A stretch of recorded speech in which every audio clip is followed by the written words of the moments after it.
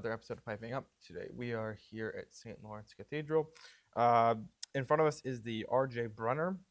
It is Opus 56 from 2009. There's a lot here for this space that we're in. I will mention a couple of the notable and really nice sounding stops. One of them is the clarinet, and it sounds really, really nice.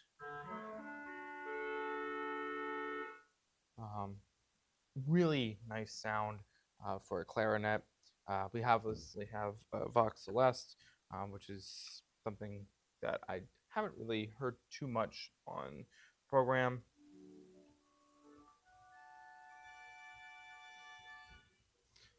Of course, some of the other stops are a lot of the 16-foot stops that we can mention. We have a sub bass.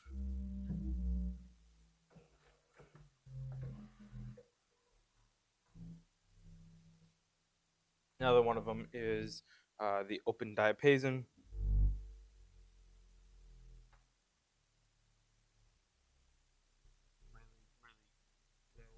And then one of the louder reeds on the pedal is the trombone 16-foot.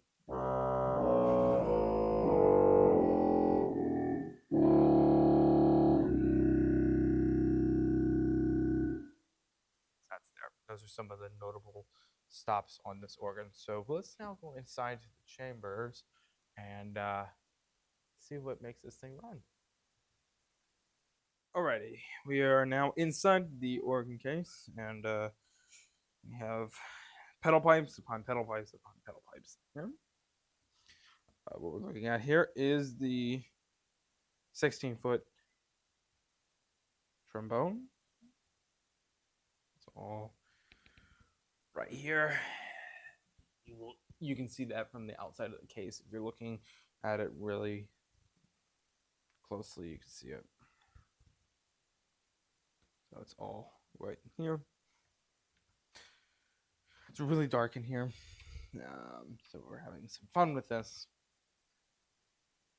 More pedal pipes as you go up, and even more in the back here, looking towards the back.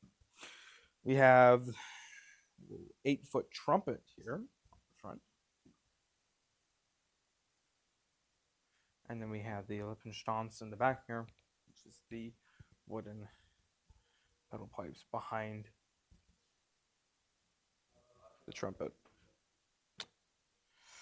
All right, now coming onto the case here, right directly in the front here, we have the Mixture 3. It's right here on the front, what we're looking at right here. Then we have the 15th and the 12th, 2 2/3, and those are both in the next section here. Before we continue, we'll hop up onto this baseboard and continue on our trip here. All right, we're now on top here, and this is the full grate we're looking at here.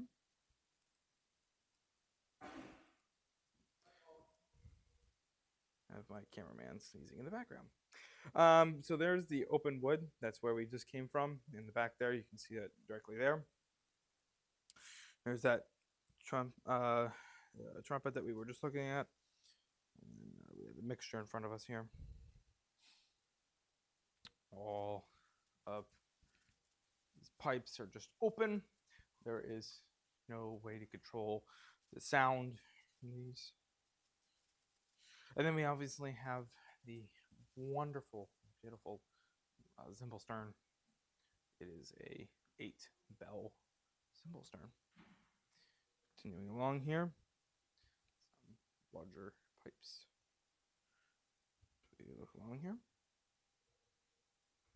And now we're at the door for the swell chamber. We'll go in there in just a moment.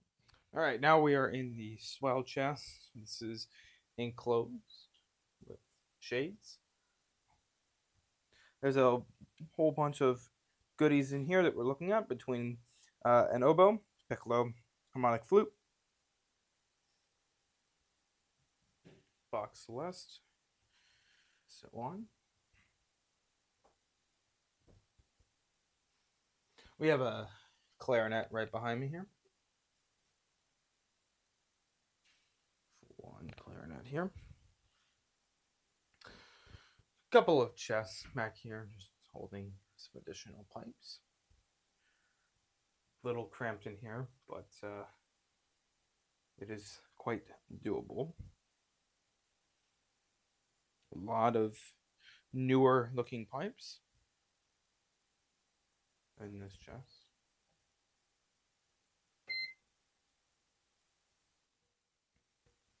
Very nicely laid out overall. I will mention the Escotera here, which I believe was noted by the Organ Media Foundation, which have looked this organ over probably about 2 or so years ago. I believe it was newer when they were here. So, and it still looks quite new, to be honest. Still looks really nice.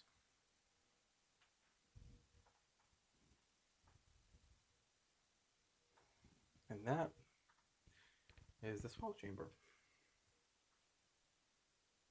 All right, we are on State Street at the far end, on the opposite direction of the Capitol building. This is St. Lawrence Church, and with us is the Director of Music, Paul. Thanks so much for having us today. Yeah, happy to be here. So tell us a little bit about the organ. It's had some newer stuff added to it and changed over a couple of years, and then also the building a little bit about that. Yeah, so the organ itself was originally in the building that pre-existed here.